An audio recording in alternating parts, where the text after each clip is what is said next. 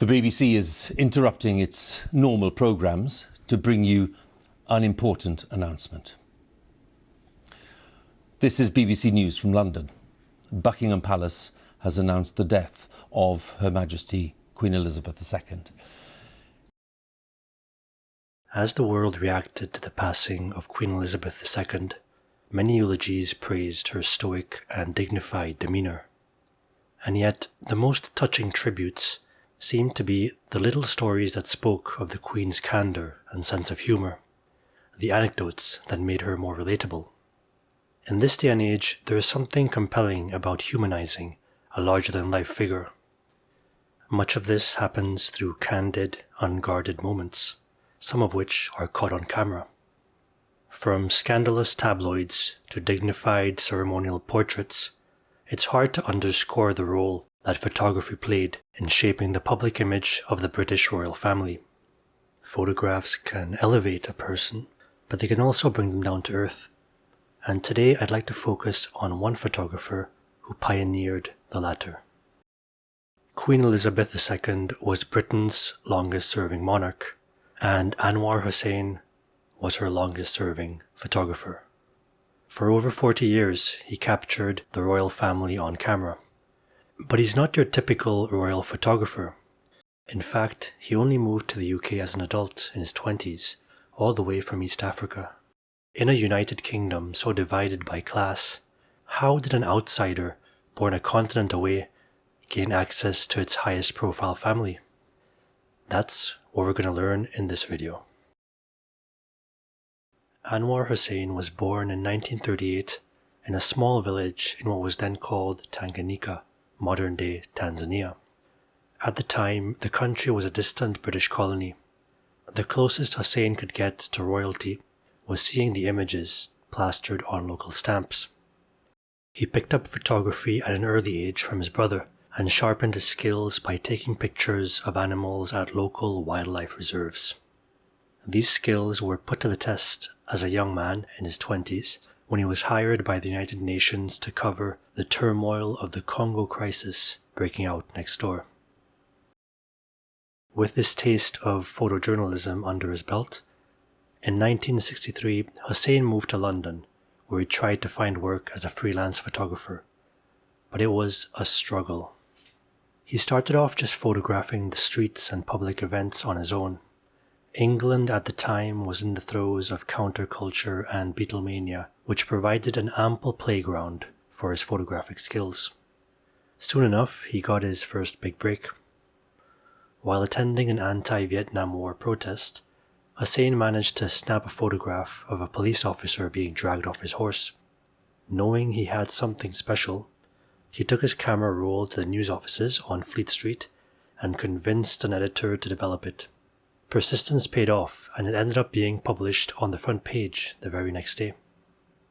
Having thus proven himself, Hussein then worked on assignment covering local newsworthy events, including music festivals and rock concerts.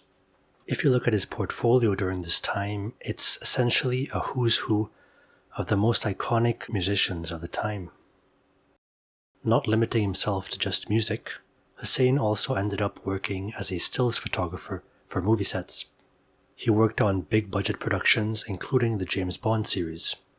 While working on the set of the 1971 auto racing film, Le Mans, a conversation with Steve McQueen led to him getting an impressive 2 minutes and 52 seconds of screen time in the final film. If we look at this Anwar Hussein supercut, we can see him at work, or at least pretending to, although I wouldn't be surprised if he was actually shooting through real rolls of film. He's rocking the 2-camera setup, standard for professionals.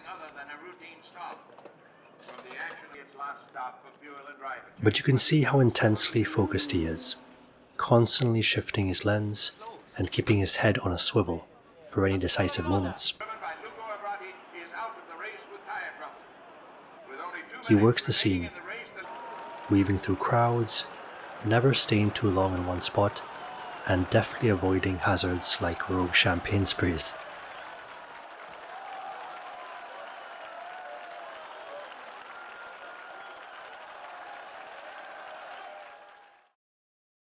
Hussein had a gift for capturing powerful portraits of powerful people, mixed in with a talent for natural, on-the-move reportage. These skills, combined with his ease and comfort in proximity to fame, would prove instrumental in covering the most exclusive stars of them all, the British royal family.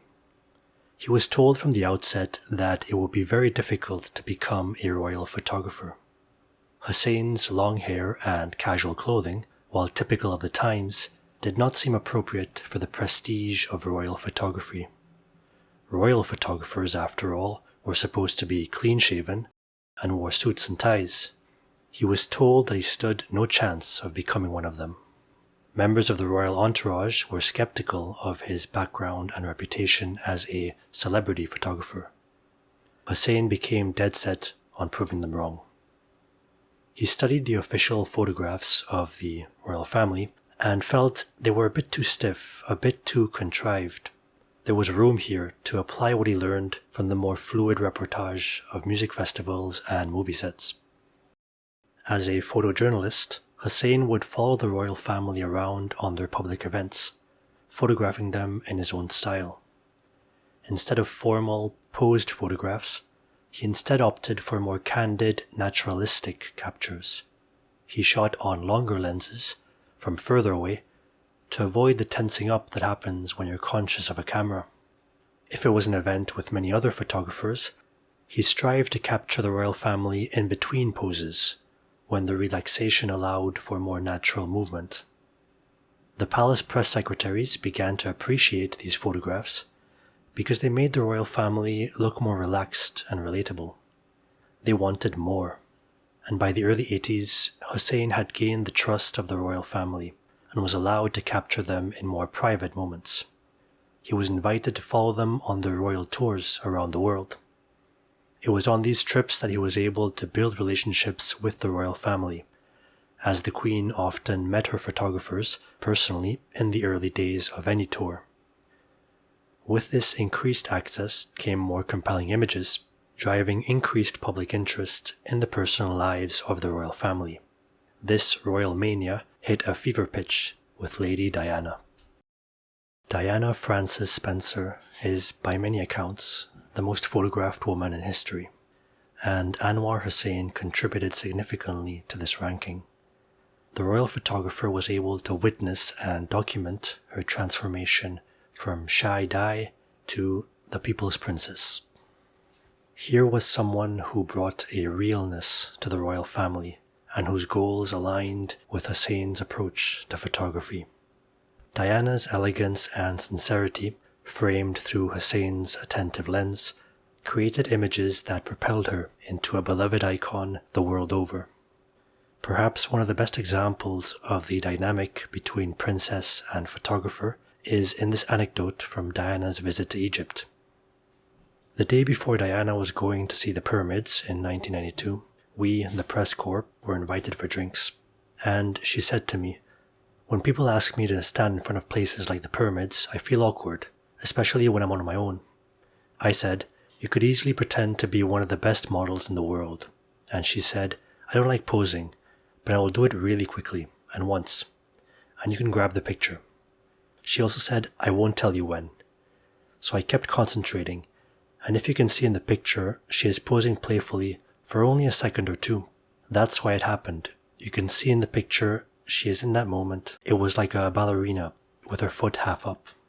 At another time later, she said to me, "You did get it, didn't you?" I had instinct. You learn to read how something is going to happen and use your instinct. They had a close working relationship and often chatted during public events and receptions and while up in the air during flights for official visits. Even after her messy divorce from Prince Charles, Hussein kept in touch. In an interview with People magazine, he recalled that on one of these later flights, Diana approached him discreetly and asked about interfaith relationships. By that point, Hussein was married to his English wife Caroline, and Diana was dating the British Pakistani surgeon Dr. Hasnat Khan. Because of the trust that they had built up over the years, Hussein became a confidant of sorts. Lady Diana's untimely death was a huge blow to him, one from which he never truly recovered. Hussein kept photographing the royal family up until he retired in 2016. His focus shifted to the newer generation of the House of Windsor, but also to supporting his two sons, Zach and Samir, who are now royal photographers themselves. After such a long and storied career, Hussein spends his retirement between his vineyard in France and farmhouse in England. It is a well-earned rest. He brought new life into the royal family's public image and proved how being an outsider could be an asset. Hussein continues to curate and distribute his photographs, which appear in books, magazines, and exhibitions around the world. Some of his images have even made it onto stamps, coming full circle from his humble beginnings in Tanzania.